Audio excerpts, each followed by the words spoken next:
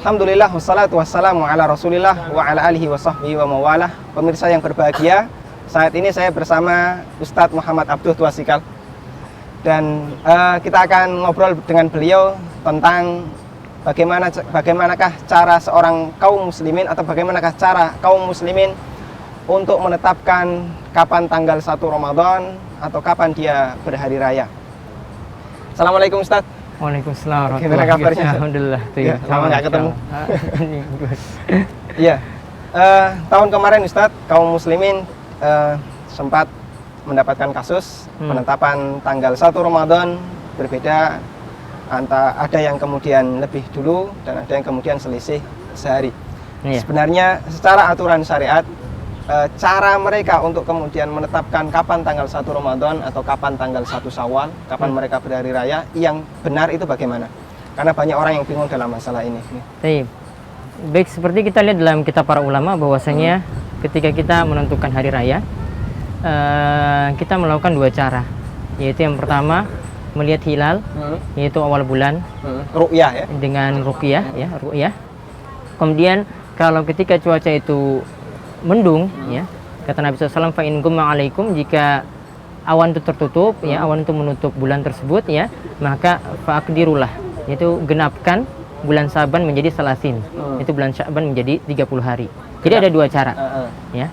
Cara yang pertama tadi dengan ru'yatul hilal, karena di ayat sebutkan faman syahida minkum asyhara falyasumhu, barang siapa yang menyaksikan hilal, ya maka hendaklah dia itu berpuasa. Kemudian yang kedua tadi yaitu dengan cara menggenapkan bulan Sya'ban menjadi 30 hari ketika hilal itu tidak terlihat. Nah, ini yang para ulama itu sudah sering membahasnya ketika mereka menentukan awal bulan Ramadan, ya ataupun ya awal bulan yang lainnya. Itu ketika kita menentukan 1 Syawal atau Idul Fitri pun demikian. Jadi dengan dua cara tersebut. Dan cara ini ya kita bisa dapati tadi berita hilal tadi atau info hilal tadi bisa dengan melihat langsung, ya atau dengan persaksian satu orang saksi yang adil, artinya yang bukan fasik, artinya bukan orang yang ahli maksiat.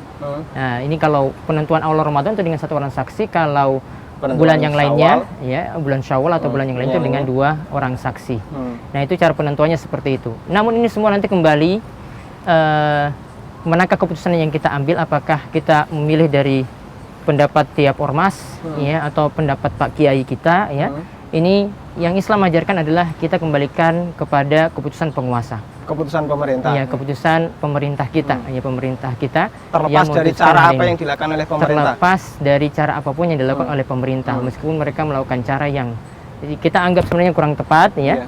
Apalagi kalau cara mereka itu tepat, ya, dengan dua cara yang tadi yang biasa dilakukan oleh para ulama, maka tetap mereka itu ditaati. Dan yang kami tahu sampai saat ini, pemerintah kita alhamdulillah masih menjalani cara yang sesuai dengan yang Nabi SAW itu ajarkan. Ya, alhamdulillah. Ya. Jadi sudah sepatutnya kita ikuti apa yang Islam itu ajarkan, ya. Seperti yang pemerintah kita itu jalani saat ini.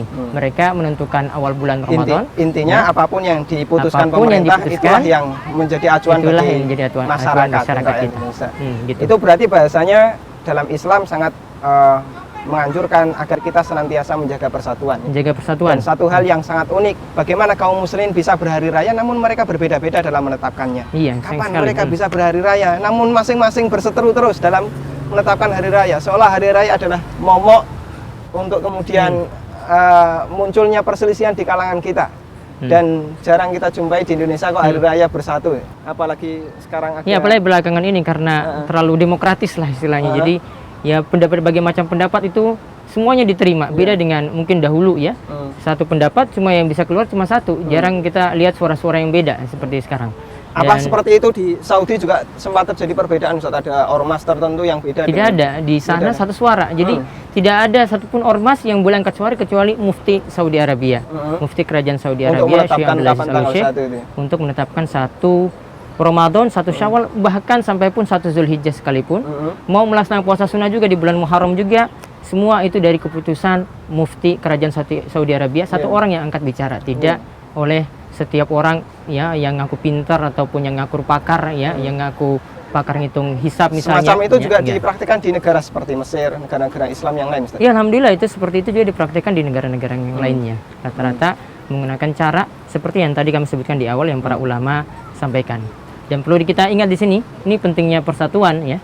Makanya sampai Imam Ahmad itu mengatakan yadullahi ma'al jamaah, yaitu Allah itu akan senantiasa menolong kaum muslimin selama mereka itu bersatu. Ya, selama mereka itu bersatu.